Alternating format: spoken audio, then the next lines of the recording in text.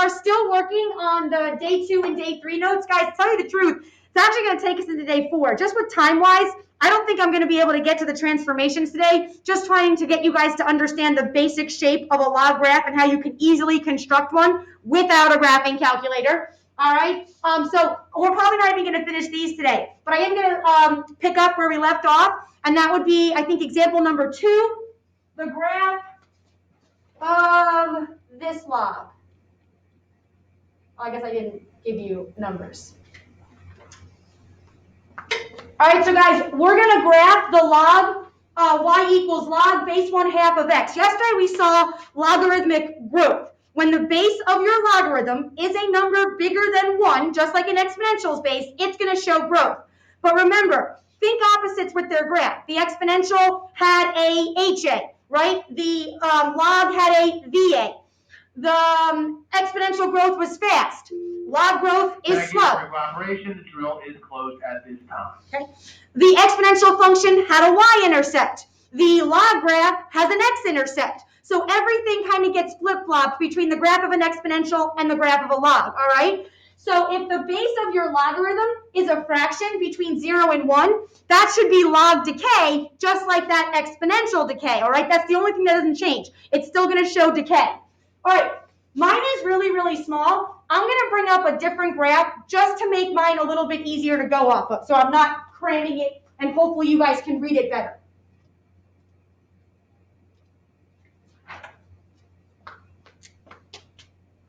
All right, so we're taking y equals the log base 1/2 of x. Well, first of all, just because the way I like to construct my ordered pairs, I'm going to rewrite this as log base 1/2 of x equals y, just because it's the way I create my ordered pairs.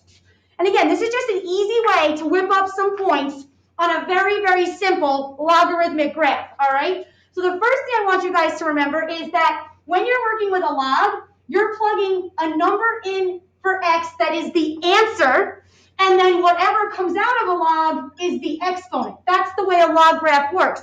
You take the log of the answer to figure out what that missing power or that missing exponent was, all right? All right, the first thing I think we should do is start with a domain.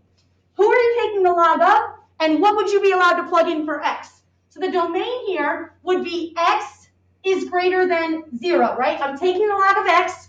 We know we have to take the log of a number that is bigger than 0 and not 0. So this is where the x values start. So guys, that means you're not going to go past 0, and you're not going to include 0. So that's automatically going to put a VA at the line x equals 0. I'm not going to go past an x value of 0, and I'm not going to include an x value of 0. All right, so the graph will be entirely over here. So let's do this. If we're going to work with a graph, and I want to whip up some really quick ordered pairs, right? The output, the y-coordinate, represents all the exponents. The exponents were allowed to be anything, big, small, positive, or negative, right? There's only specific numbers that I'd probably want to take the log of without a calculator, so those numbers might be harder to find. So what I do is I work with the y-coordinate first. I say, okay, log base 1/2 of who would I want to take the log of to make the exponent? Let's work with y values close to the origin. Let's say -2. So if the y-coordinate is -2, who would I have taken the log of? Well, guys, complete the log. 1/2 to a power of -2 would have been who? 4. I would have taken the log of 4 to get an exponent of -2 when my base is 1/2. So that creates the ordered pair of 4 went in and -2 came out. So now I know 4, -2 is a point on this log's graph. All right, then I have log base 1/2 of who would I want to take the log of to get a y-coordinate or an exponent of, let's say, -1. Let's keep it close to the origin. So now what would you have taken the log of? 1/2 to a power of -1 would have been 2. I would have taken the log of 2 to get that exponent of -1. So now I know 2 went in and -1 came out. So now I know 2, -1 is a point on that log's graph. All right, I can just keep going and just create ordered pairs that you are happy with. So log base 1/2 of, what if I wanted the exponent to be 0? 1/2 to a power of 0 is 1. I would have plugged a 1 in to get an exponent of 0 out. So now 1, 0, there's that universal x-intercept that all the original log graphs pass through. All right, let's do a couple more. All right, log base 1/2 of, what if I wanted the exponent to be 1? So then 1/2 to the power of 1 would have been, who would you have taken the log of? I would have taken the log of 1/2. So now I know the point 1/2, 1 is on the graph of this log. So when x is 1/2, y is 1. All right, I'll do another one.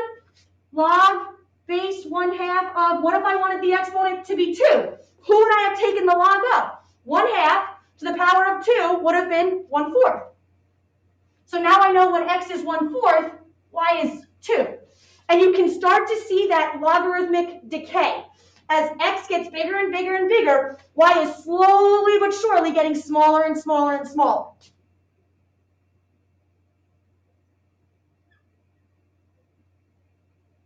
And there's the graph of log decay.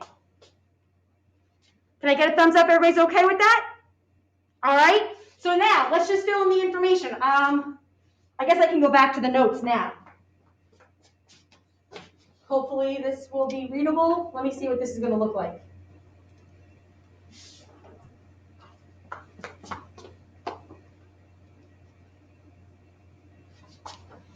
All right, so now we can say we already knew the domain was going to be 0 to infinity, right? I only want to take the log of positive numbers and not 0. The range, guys, what y values live on this graph? Think about it. The range are your y's, your exponents. Who are the exponents allowed to be? Anything, all real numbers. We have a vertical asymptote adding x equals 0. 3 points that always live on the log of a graph of original log are these ones right here. They go along with the same 3 ones we said were on the exponential, right? The base was 1/2. So when you plug in 1 over the base, 1 over a, 1 over 1/2, 2, you always get negative 1a. When you plug in 1, 0 always comes out. When you take the log of 1, that must have been an exponent of 0. And then this one, when you plug the base in, log base 1/2 of 1/2, when you plug the base a in, you always get 1 out. So remember, these 3 points flipped always lived on the graph of an exponential. Guys, I'm just not doing the exponential to save time. And then this graph is going to show log decay, a very slow decreasing.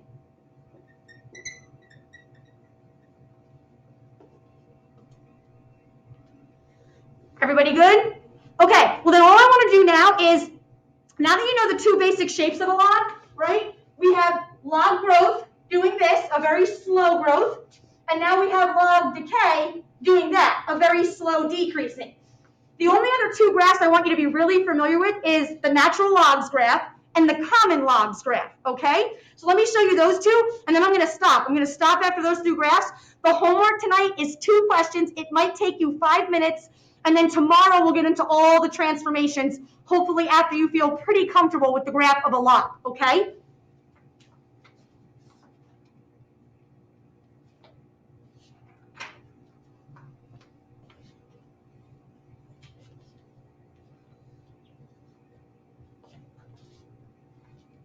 Guys, I wish I had said this before I erased, but if you saw all the numbers we were plugging in, 1/4, 1/2, 4, 2, the best numbers to plug into a log are powers of the base. The best numbers that we plugged in were powers of 1/2 because they're going to be very easy numbers to take a log of and to figure out its whole number exponent, all right? All right, let's graph the natural log. So I want to go to the bigger graph just so I'm not crabbing, but we're going to graph y equals the natural log of x. We're going to graph him, right? This is the inverse to the exponential function base e.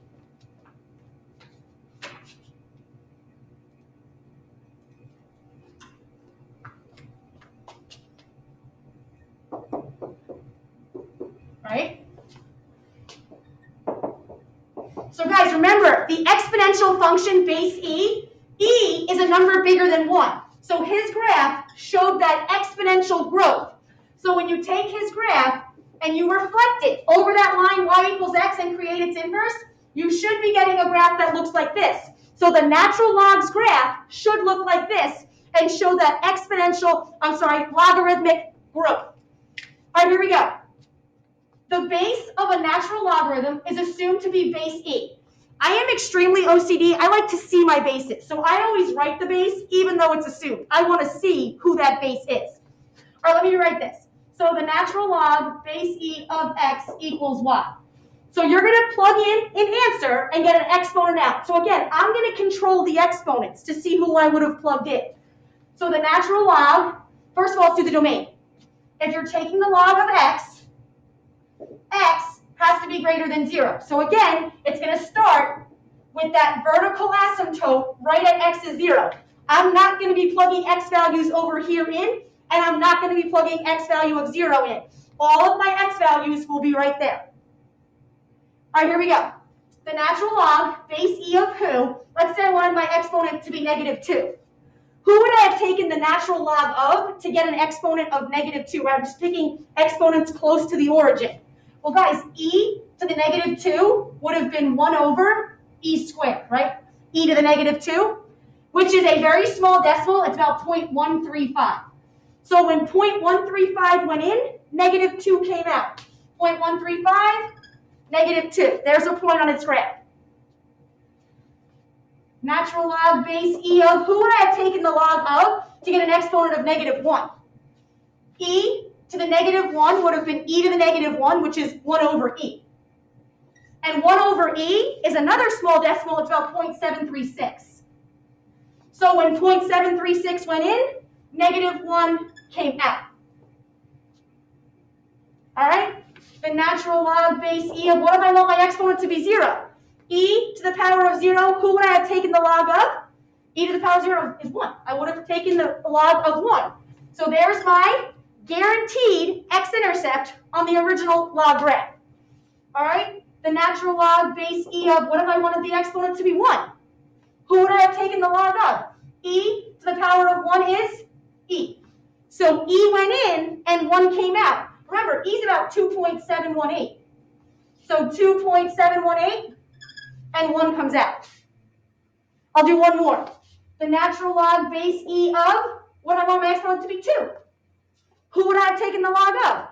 E to the power of 2 would have been e squared, which is about 7.3. So now when 7.3 went in, 2 comes out. And there is your logarithmic very slow growth. And there's the graph of the natural log. Because the next thing they're going to have you guys do is transform them, shift them, stretch them. Yes, Michael, reflect them. Okay. So you see how you have e written on like the equals 1, the second to last line. What does that number say that's above? 2.718, that's who e is. Okay, thank you. All right. So again, look at it. He has that quintessential x-intercept 1, 0. He's got the 1 over e, -1, the 1, 0, the e, 1. Those points went in. And he's showing that very slow growth. And again, the reason they grow so slow is, guys, just to get a 1 unit increase in the y, look at the jump I had to make in my x's. I had to go from this x all the way to that x just to increase the y by 1. So your x is getting much bigger, much faster than the y value. So it's causing this extreme slow growth. Also, if it's a base e, like I said, the easiest things to plug in are powers of that base. Plug in e to the -2, plug in e to the -1, plug in 1, plug in e, plug in e squared. Those are going to be the easiest numbers to take a log of if that's the base of your log. All right, let's do the common log and then I'm going to let you guys go.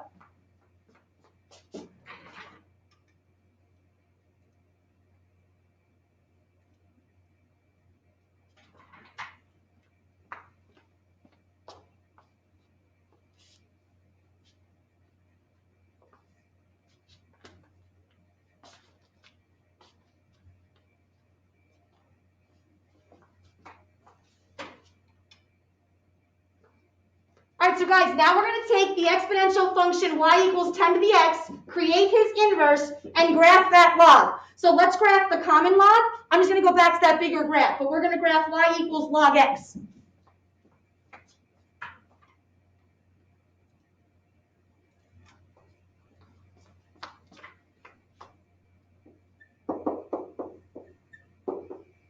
right, first things first. The base is assumed to be 10. I like to see my base. If I said the easiest numbers to plug into a log are powers of the base, guys, we're going to be in trouble because powers of 10 are ginormous, right? 10 to the first 10, 10 squared 100, 10 third 1,000. That means when y is 3, you're already at an x value of 1,000. So it's going to be crazy. There's probably not going to be a lot of points that we can fit on his graph, okay? All right, so if I do this, right, I'd like to go here. Log base 10 of x equals y. First, let's do our domain. I'm taking the log of x, so I know my domain says that x has to be greater than 0, right? I have to take the log of a number that is positive and not 0. So it's going to create that VA at x equals 0, just like all original log graphs. And let's start plugging some powers in. So guys, watch this. If I want my exponent to be, let's say, -2, who would I have taken the log of? 10 to the power of -2 is 10 over 10 squared. I'm sorry, 1 over 10 squared, which is 1 over 100. So that's a really, really small number, and -2 comes out.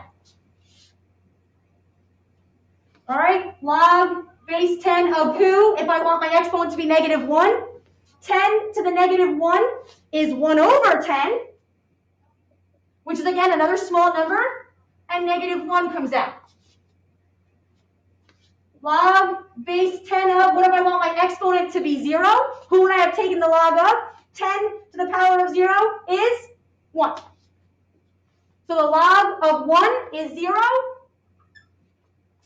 And now I'll create a couple more. I'm not going to be able to get much more. Log base 10 of, what if I want my exponent to be 1? 10 to the power of 1 is, I would have taken the log of 10. So when x is 10, the y coordinate is 1. So guys, I'm going to jump all the way from this x value to an x value of 10 just to get a 1 unit increase in the y.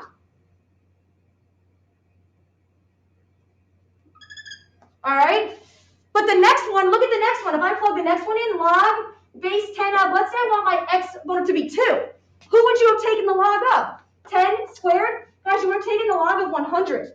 So now I'd have to go all the way to an x value of 100 just to get a 1 unit increase in the y. So the next point that is 1 unit higher is all the way out here at x equals 100.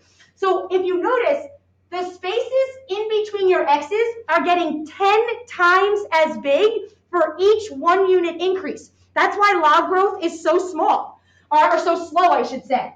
But we can figure out the graph just based off these points, right? So we're just going to make a sharp turn, and there it goes. And that's the common logs graph.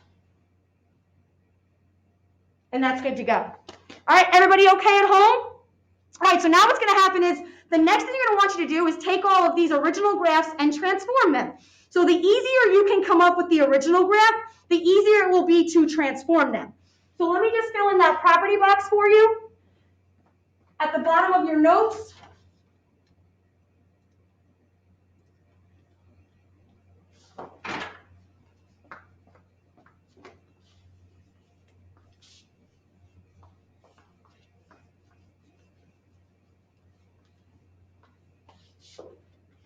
All right, so if we work with a log function, log base a of x, right? The domain is, who are you going to plug in and take the log of? Positive numbers, right? Because those are the kind of numbers that came out of an exponential. So numbers from 0 to infinity go in, and then who comes out? Who comes out of a log? An exponent. And exponents can be anything, big, small, positive, or negative. So the range is all real numbers, because remember, the range are your exponents, guys. A log graph will start with a vertical asymptote at the y-axis, the line x equals 0. The x-intercept always starts at the point 1, 0.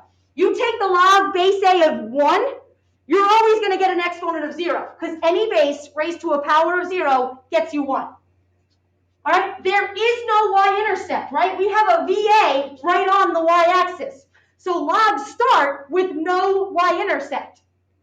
They will always contain the points. If you plug 1 over the base in, that creates an exponent of -1. If you plug in 1, that creates an exponent of 0. And if you plug in the base, log base a of a, you're always going to get an exponent of 1 to come out. A log function will increase if the base a is bigger than 1, and it is decreasing if the base a is between 0 and 1, the fraction. And then just don't forget, the graph should be a smooth, continuous curve. No holes, no breaks, no points of discontinuity, nothing. It's just a smooth growth or a smooth decay. All right. The homework. Guys, your homework is 2 questions. So on your homework, I think you already had to do one like this just to make sure we're all aware of the graphing details. If you have to graph the exponential and the log, click to enlarge. I just want to make sure we're all clear on this. If I have to graph 7 to the x, I'm going to come over here. I'm going to click the exponential curve. Every exponential starts with a y-intercept at 0, 1. So click on it, and then the box pops up, right? Change your base from e to 7.